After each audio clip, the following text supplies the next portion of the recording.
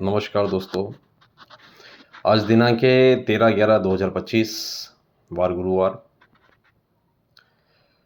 मैं आप सबका साथी रोहित पाटीदार। एक छोटा सा मेरा सजेशन है सभी किसानों को, मेरे सभी किसान मित्रों को, कि हमारी जो प्याज की फसल आने वाली 2026 में जो प्याज हम लगाएंगे उसमें हमें क्या सुधार करने की ज़रूरत है।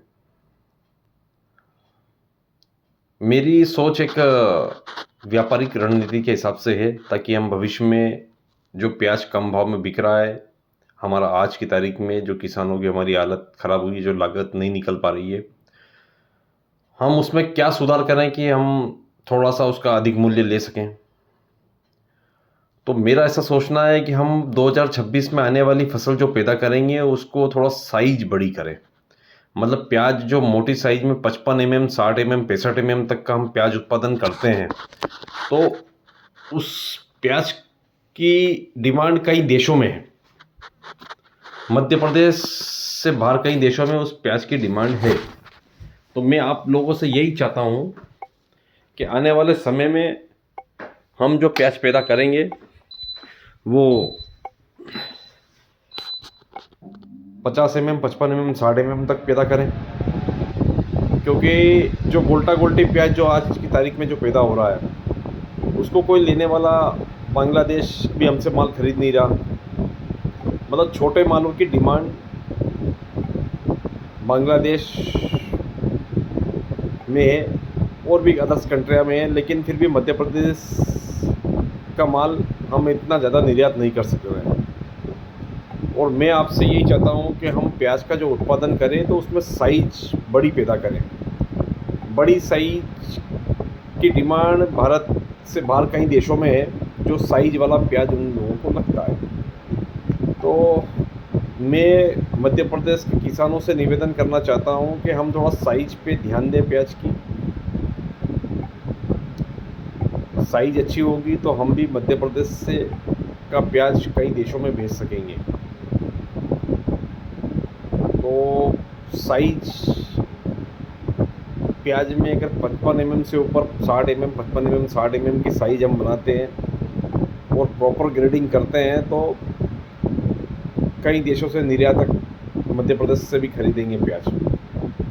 हमारा एक बेचने का सिस्टम भी थोड़ा सा गड़बड़ है मध्य प्रदेश के अंदर,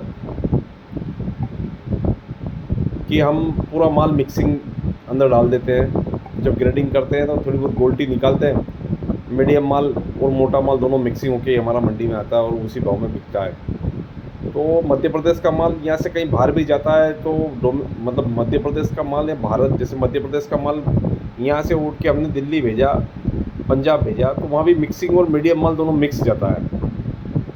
तो वो लोगों की डिमांड रहती है साइज की, लेकिन हम मिक्स बेचते हैं। अब मंडी में हम लोगों के पास इतनी सुविधा नहीं है कि हम उसको ग्रेडिंग कर पाएँ या शॉर्टिंग कर पाएँ, क्योंकि दूसरे दिन फिर मंडी के अंदर माल आ ही जाता है और व्यापारी को उसको उठा के सीधा डालना रहता है। तो थोड़ा सा ग्रेडिंग में ध्यान देंगे तो हम मध्य प्रदेश को सुधार कर सकेंगे और उसका हमको थोड़ा सा 1-2 रुपये 4 रुपये एक्स्ट्रा मिलना चालू हो जाएगा। अभी हम लोगों का महाराष्ट्र के कंपेयर में थोड़ा भाव और कम मिलता है, क्योंकि उनकी ग्रेडिंग शॉर्टिंग काफ़ी अच्छी होके पैकिंग होके जाता है, तो उनको 2-4 रुपये रेट एक्स्ट्रा मिलता है।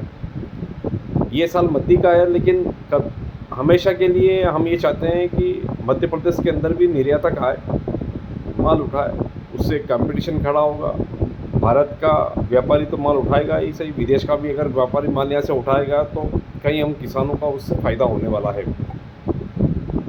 मैं अपने आप को ज़्यादा तो कुछ एक्सप्लेन नहीं कर सकता, लेकिन मेरा अनुभव जो है वही बता पा रहा हूँ आप लोगों को कि थोड़ा सा अपन 2026 वाली फसल में परिवर्तन करें, क्योंकि एक सोच परिवर्तन होगी कि हमें यार खाली भारत देश के लिए ही माल पैदा नहीं करना, हम निर्यात के लिए भी माल पैदा कर सकते हैं। तो हम जब निर्यात के लिए माल पैदा करेंगे तो उसका एक्स्ट्रा रेट मिलेगा, उसका एक्स्ट्रा भाव मिलेगा और उससे हम लोगों को काफ़ी फ़ायदा होने वाला है। तो आने वाले समय में 2026 में मेरा आप सबसे यही निवेदन है, सोच को बदलें। युवा पीढ़ी जो खेती कर रही है उनसे मेरा बहुत निवेदन है हम बहुत कुछ सुधार कर सकते हैं। हमको किसी पर डिपेंड रहने की ज़रूरत नहीं है कि बांग्लादेश को गोल्टा गोल्टी चाहिए तो हम गोल्टा गोल्टी बांग्लादेश के लिए ही पैदा करें।